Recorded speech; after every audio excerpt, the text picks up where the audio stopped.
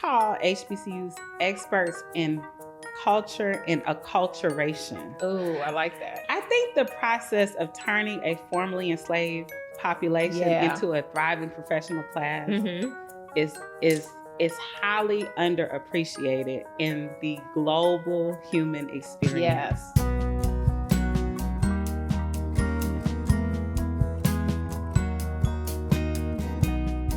Welcome to In Common with Virginia Humanities. I'm Dr. Lisa Winn Bryan, an assistant professor at Virginia Commonwealth University and the Community Outreach Manager for Preservation Virginia.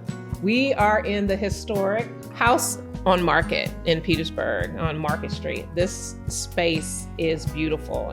And this is a nonprofit community space for art, culture, and connection. So I am Dr. Cheryl Mango, Associate Professor of History at Virginia State University, as well as the founding Executive Director of the National HBCU Studies Data Collection and Research Center at Virginia State University. What I'm trying to do is in real time, give us a systematic way to understand the HBCU experience. That's good. Versus, it's one thing to say, yay, I love HBCUs, but why? And how do we define it? Yeah. How do we write about it? Who else has written about it? So who's helping us stay here? Yes. Who's helping us to continue our existence forever and ever? Let's we've got our topics, so let's get into it. All right. Let's talk about the origin of HBCUs and how they started. So you're a professor of history. Right. I'm a professor of history. And, early HBCU history, I actually like to kind of start with Africa. Ooh, I think that it's a tendency to connect HBCUs with slavery, which they do emerge in slavery, but Black people have a long history of education. Yeah. And if you look from a scientific lens, and I love even the hunter-gatherer culture and all of that. I mean, they were humans and they had education systems, and even the first formal education systems emerged in Africa. So I think it's important to state that. So we don't, because I think it's kind of this misnomer that Black people's first experience with education was via HBCUs through slavery. Yeah. One of the things that I'm interested in is the support of the HBCU, where you have white philanthropists, affluent families that have honestly benefited from the free labor of enslavement and have amassed this wealth, whether it's steel or railroads or banking. Can you speak to a little bit about that? Yes. It's so interesting.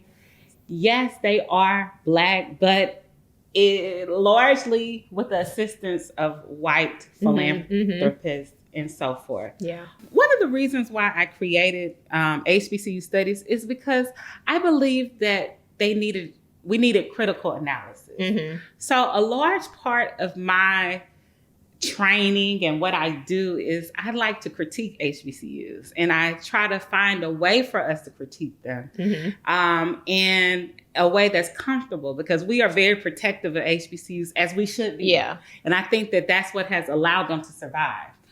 But in terms of the white philanthropists that you mentioned, I think that they lose a lot of street cred. I'm just going to be honest. Yeah. In a lot of spaces, and even if you look at what Carter G. Woodson was talking about in The Miseducation of the Negro, the founder of Black History Month, he really was not a fan of HBCUs. I'm not trying to be negative, but he wasn't a fan because he didn't believe that they were down enough with the Black experience. So, and when you talk about that miseducation, and he's talking about how you're being taught the classics, and Greek and Latin, and so you're not talking about Negro spirituals, you're not talking about the scientists and the mathematicians that are in these Black diasporic spaces.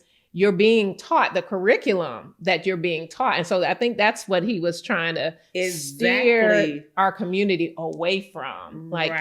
Look at what you're being taught. Right. That's not the essence of who we are. So I get what you're saying. And that kind of leads me back to why I created HBCU studies and HBCU history, because I didn't feel like we could properly measure the greatness of these institutions, as well as properly correct some of our challenges without a systematic critical analysis, curricula-based model that spoke to our experience. What you're making me think about is this whole, and we can get into this whole Hampton Tuskegee model of industrial education versus the classics. So what are your thoughts behind that? Because there's this push initially, and it is a push from the white philanthropists, because here is a resource as far as cheap labor is concerned. You have all these emancipated people. What are you going to do with them? How do you educate them? So let's go there. Let's talk about this model between the classics, the humanities, the liberal arts versus this industrial push. Well, a lot of it was about control as well. Yeah. Like, you don't want these, if you have a newly freed enslaved population, you are very concerned with how they are educated and what they learn. And a lot of it was about control, about being in control of Black minds after slavery. Yes. Yeah. But they actually created something that was very great. I think that HBCUs are a place that actually works. Like, it's something that America did well. Yeah. Yeah. It's something that white people did good. Like, I mean, y'all did something very good for Black people. It works. It's something that makes Black people happy. But that control issue too.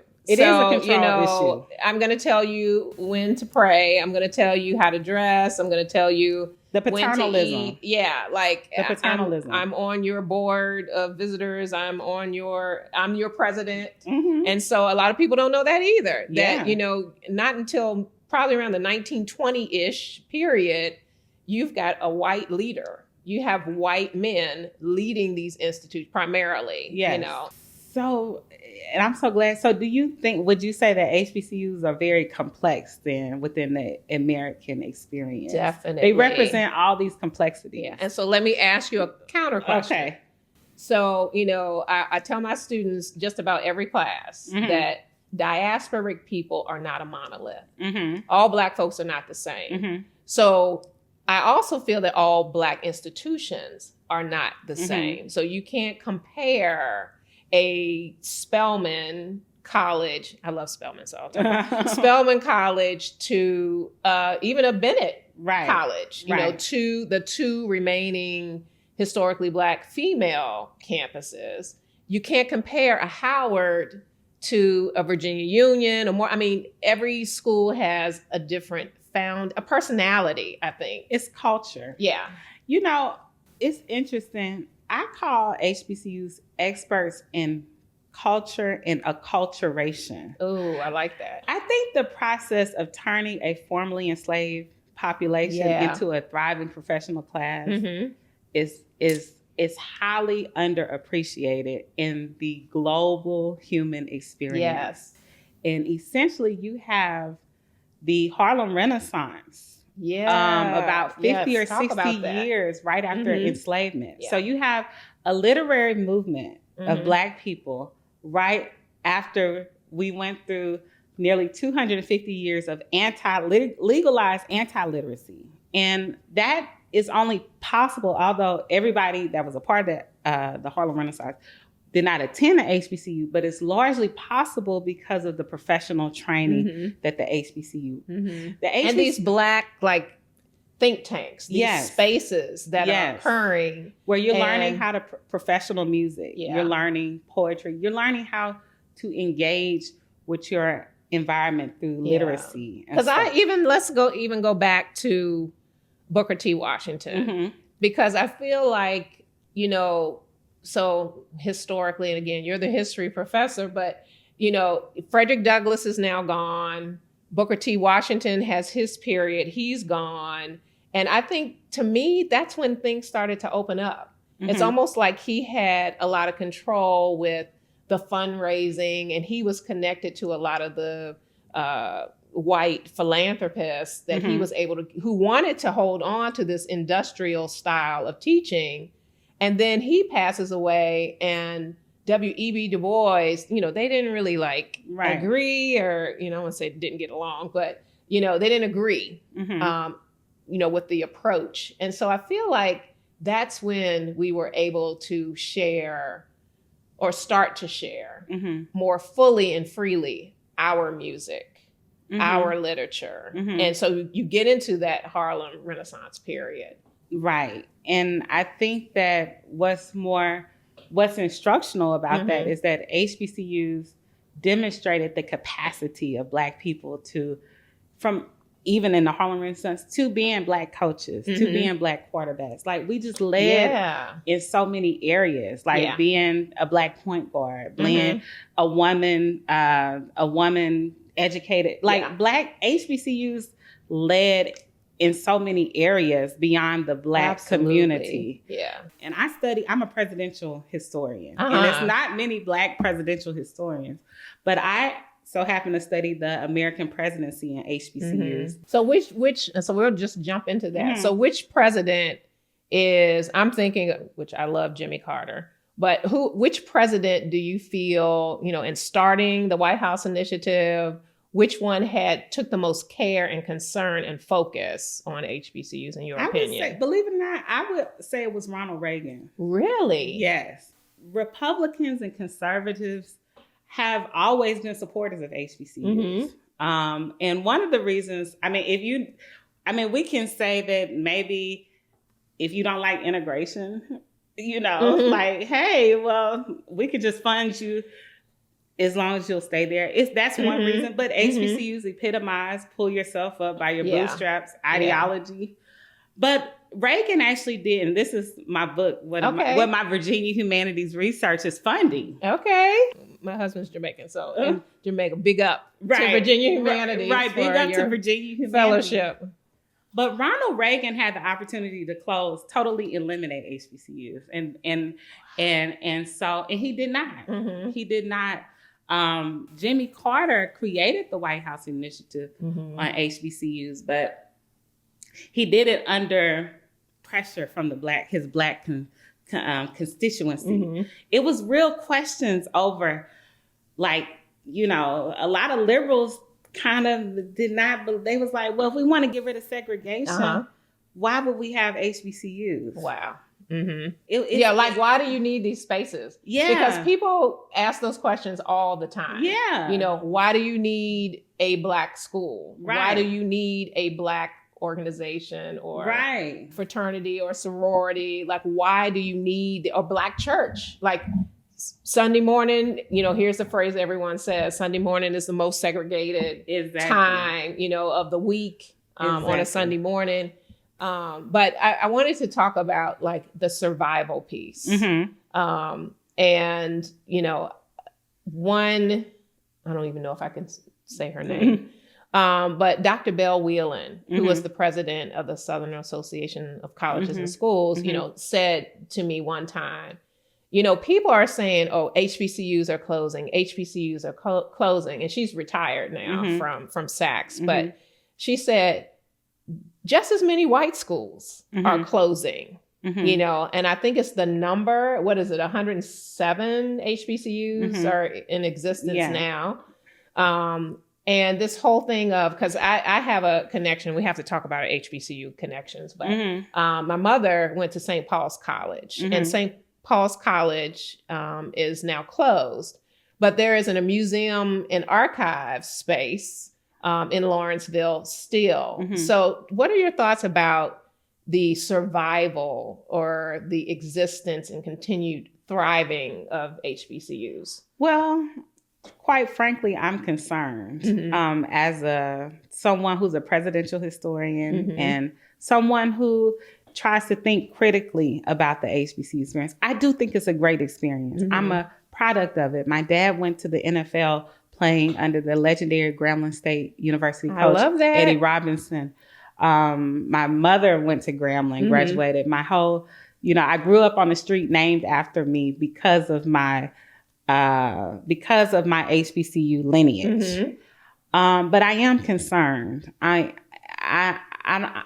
think that we do have some strength, but I'm concerned about, our hyper dependency on, we're just extremely vulnerable financially. Yes, I agree. I mean, the population that we serve is, has significant financial challenges. Yeah. And, when you say that, and shout out to Dr. Makola Abdullah, the president of Virginia State University, he said to me during my research for my dissertation, he said, at that time I was working at Virginia Union, so I have to shout out Dr. Hakeem Lucas as well at Virginia Union. But he said, for a Virginia State or a Virginia Union, for example, to lose $1 million or to be impacted, that's a great impact to lose $1 million.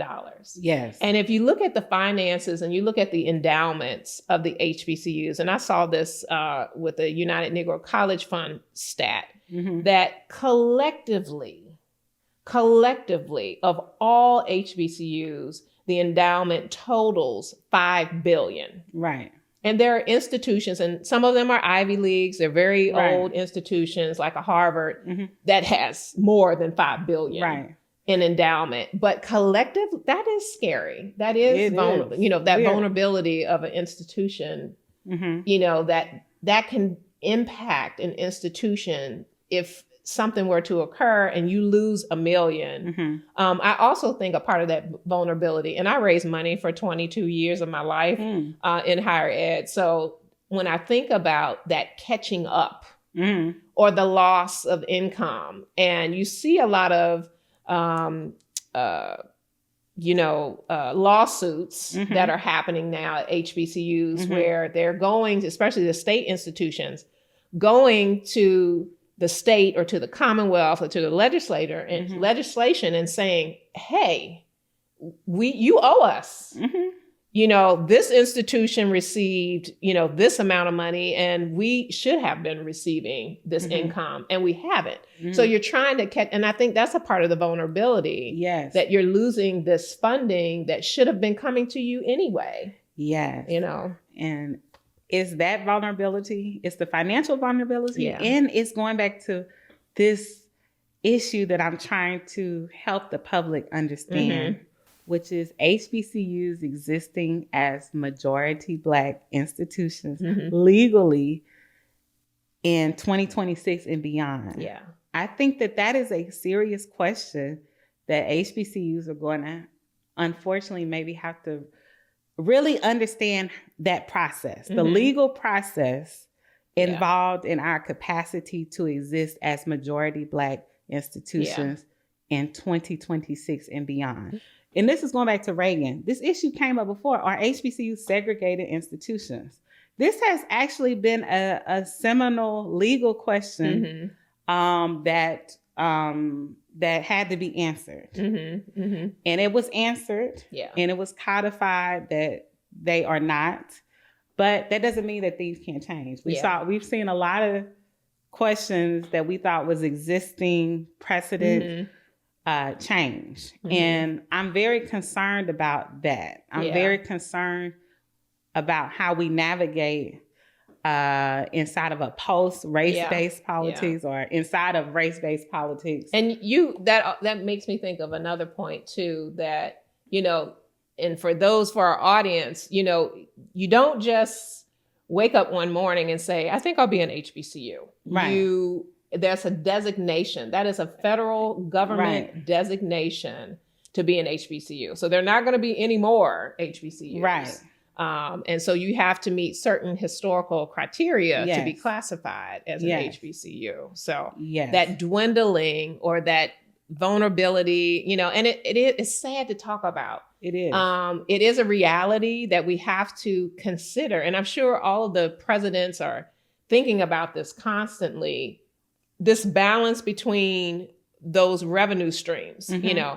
Enrollment drives tuition. So you're very dependent on those students going and choosing HBCUs to determine the livelihood Right. And when you talked about the magic associated with HBCUs, it is that. It is and that's why I call them cultural marvels. Because what would make a student drive by a nice white institution to go to what might be considered less fancy facilities? The amenities and all of the options. This is a culture. The HBCU culture is currency. So what I'm saying is, while Harvard might have all of this money, the HBCU culture is what they cannot buy.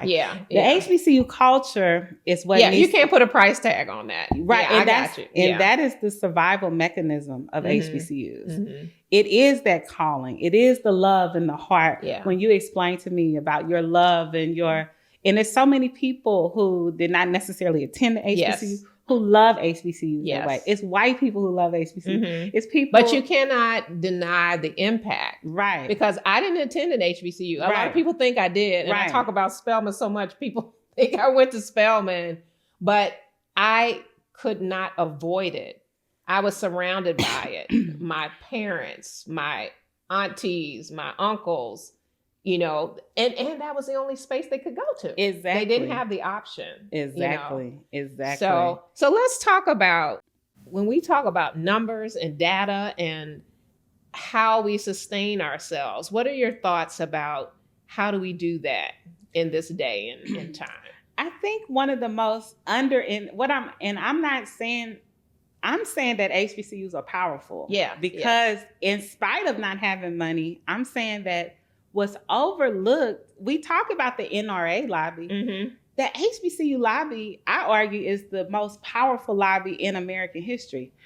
To be able, from the UNCF and Thurgood Marshall and White House Initiative, to be able to sustain these institutions, to be able to survive, quote unquote, anti-DEI politics, I think in terms of survival, I think that first I will say that I think that the HBCU lobby is amongst the most talented lobbyist groups in world history, to be able to sustain and advocate and push and talk about the formerly enslaved who were denied education, to be able to. Everybody else has kind of, in the new reality, been having some challenges in higher education, but HBCUs, and I'm saying that it might be some spirituality associated with that if you believe that, but it's also because of the lobbyists. So in terms of our survival, I think first I would say that we have a capable, very highly capable lobbyist organization that are thinking about these questions, that are seriously thinking about these questions. But it is going to be tough. But the magic, the way HBCUs continue to survive, I was very concerned, and I'll say this, and I try to be nonpartisan because I'm a presidential historian, but I was very concerned about Kamala Harris having her campaign on Howard's the night. So? I just think that I thought that was politically dangerous for HBCUs. The way that we have survived, I argue, is through our cross-party affiliation. We are not totally Republican. We're not totally Democrat. And there's no way that we couldn't have. We're in Mississippi. HBCUs are majority in Mississippi, in Alabama, Texas. It's no way we could have survived if we were just associated with the Democratic Party.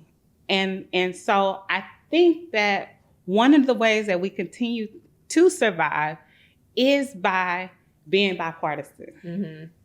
Is because it's going to require, we require government support for our survival.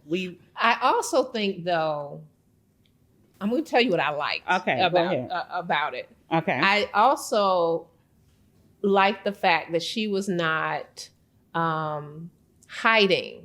She's connected. She's not hiding the fact that, she went to an HBCU. She, was initiated into, and I'll just say that because Alpha Kappa Alpha.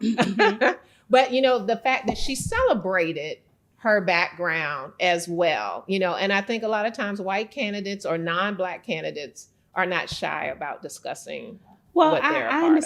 I understand, but with the politics, the rage, I agree with you. I'm very proud of her. Mm-hmm. I'm very proud of her. Yeah.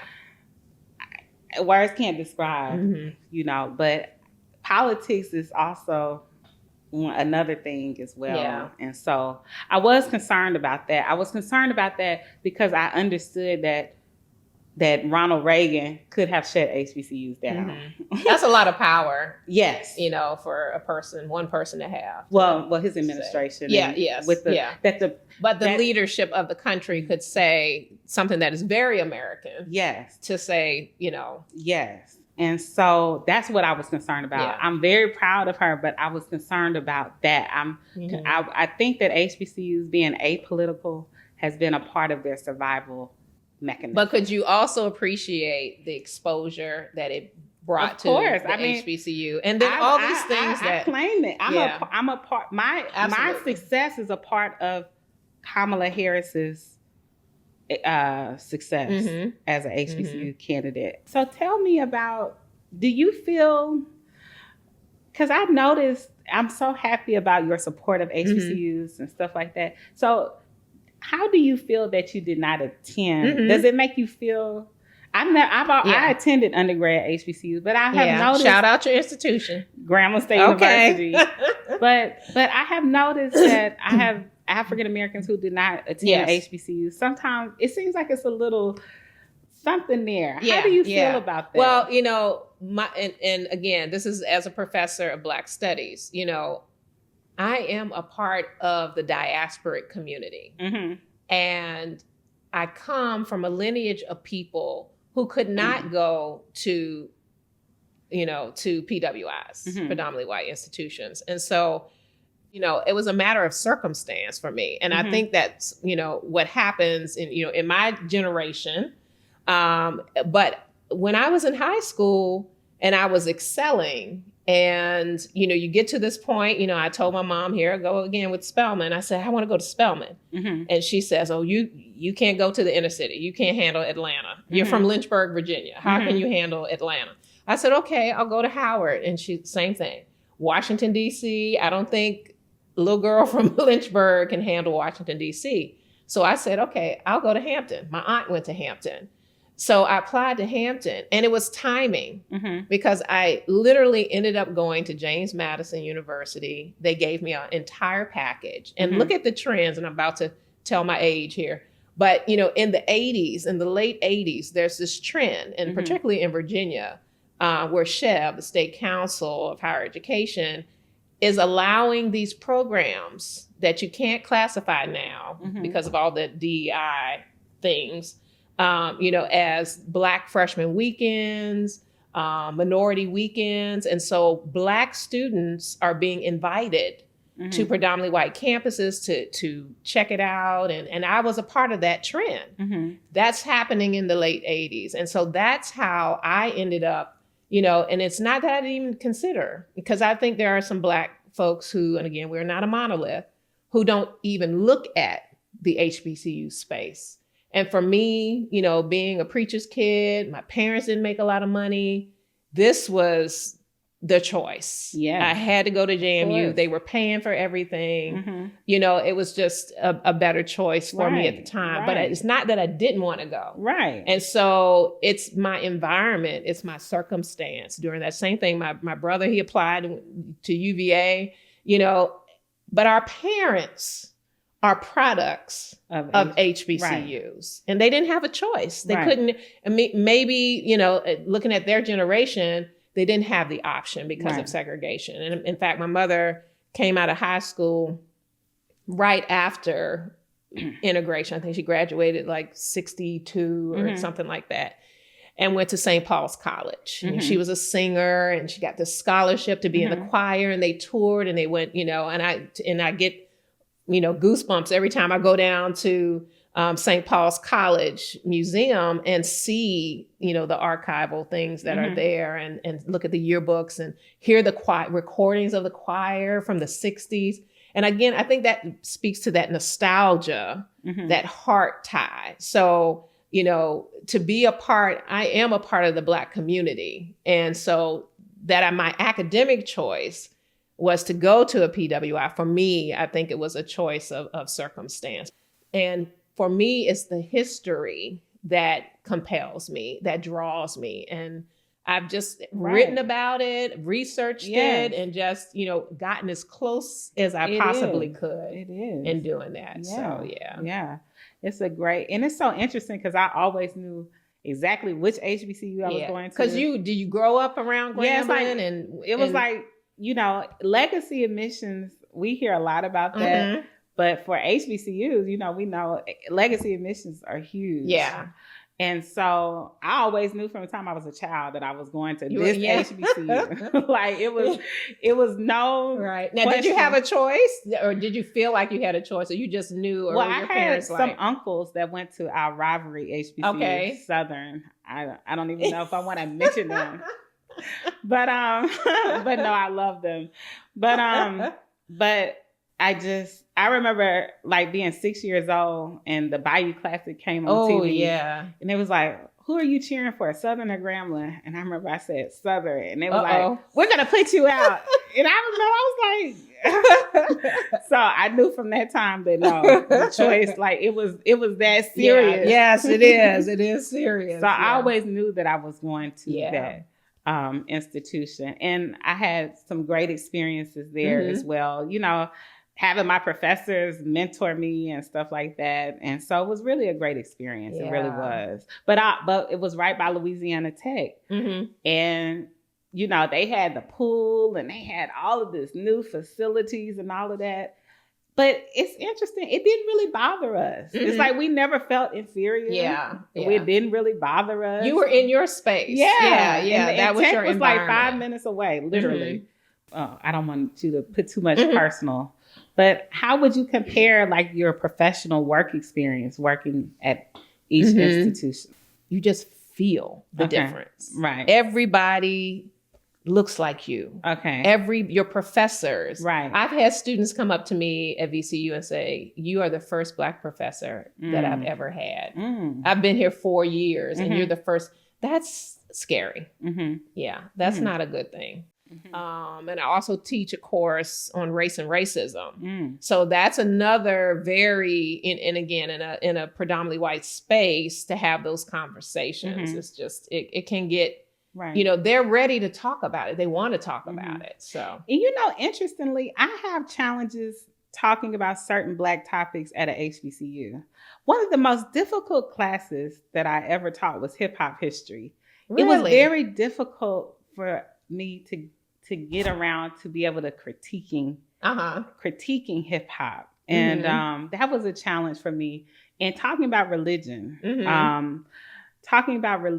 in an African-American HBCU classroom space is a challenge for me. What's making it difficult? What are the things you're running into? It's difficult because it's something that we love. Yes. Yeah. We love. And it's certain things that we just protect. Should not be touched, right? Yes. And so, that is a very difficult course for me to teach. Talking about religion, anything related to that, it's like, okay, I know what I was taught in Sunday school. Yeah. And let me come here and throw holy water on you. And you're bringing this academic perspective. Right. Like I'm trying to tell you in the context of the history or of the religion. And people are almost taking it personally. Exactly. Yeah. So it's interesting that although I'm in a Black space, I do also struggle sometimes with certain topics as well. So I can imagine, being at a PWI and teaching as well. With certain... And so, I'll ask you this question. Do you feel like you didn't miss anything having not gone to a PWI, or was that not even a thought? Like I went to a PWI for my master's. I think graduate school is a little different than the undergraduate experience. But how did that?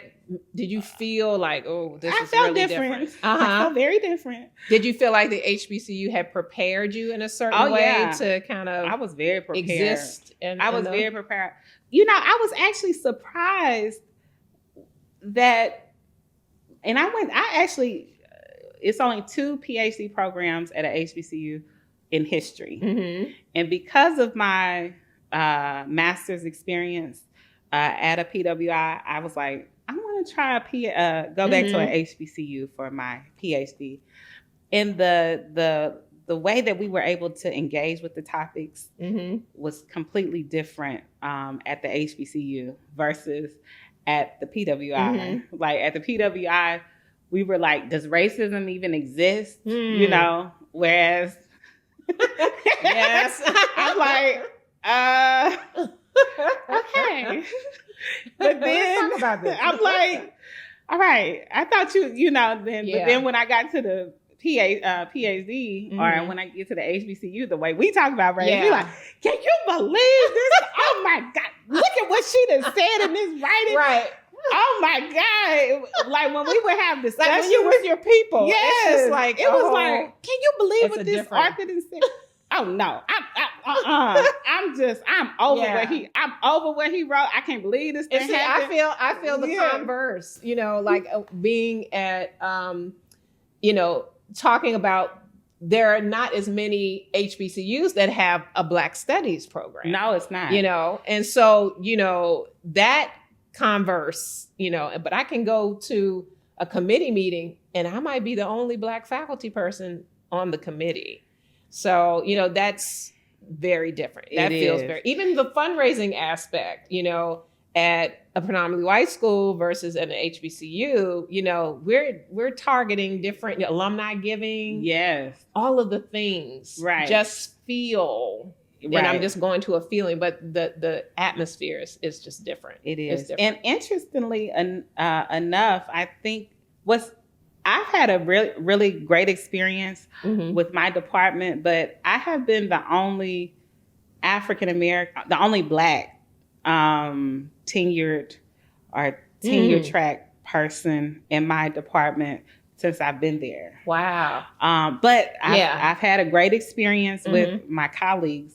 So it's interesting that inside the HBCU that I've also had this experience with this interaction with race that people probably think that HBCUs have all Black professors. Right. That's not a true. misnomer. But we do have majority Black, but not all. So definitely. Yeah. And that in the different spaces, you don't have similar challenges. Right. Like trying to pursue tenure at a HBCU and trying to pursue tenure at a PWI. They're both intense. Yes. You have to, be able to demonstrate that you are worthy of tenure. You have to show the scholarly prowess and be able, which kind of brings me to something I want to ask you. What are you up to these days? I know you're involved and you're a writer. And So fortunately, I believe that I have moved forward with securing a book contract from UVA Press on the American Presidency and HBCUs. So I'm so happy about that via Virginia Humanities. I'm just so thankful for Virginia Humanities. Yay, shout out to Virginia Humanities. Yes. And so I'm so thankful for the opportunities working on a grant, going to various archives, that's good, presidential libraries, and working on HBCU studies. And trying to really forward HBCU studies.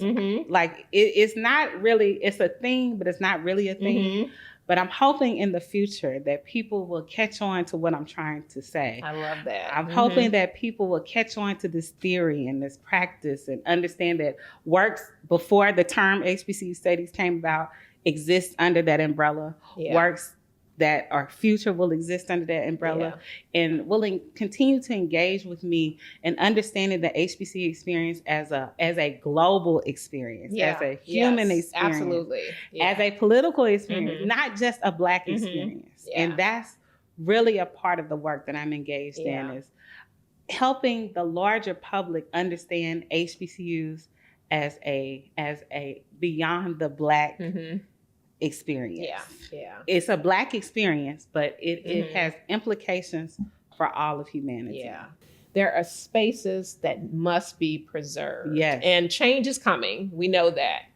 But there are so many spaces that are just, in this, like this house here, and I'm just looking on the wall. I mean, everybody's on this wall, from Nina Simone to, there's a preservation of her childhood home happening right now in North Carolina.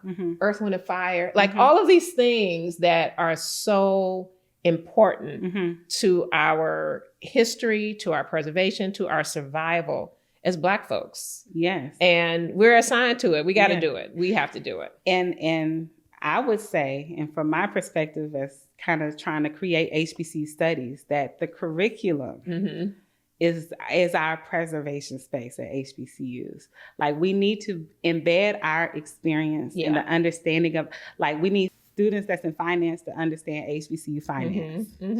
We need students that's in public relations to understand mass comm and HBCU public relations. We need students in political science to, we cannot afford, coming from slavery, not to understand this. Like, we don't have the luxury to just rest on our homecoming culture. We have to make this a systematic understanding for preservation. So I think this work is important. These institutions are vital. Critical. They are. We have to do it. They are. And they're critical to the nation. They're critical to the Black community, but they're critical to the nation and ultimately the world as well. Definitely. Definitely.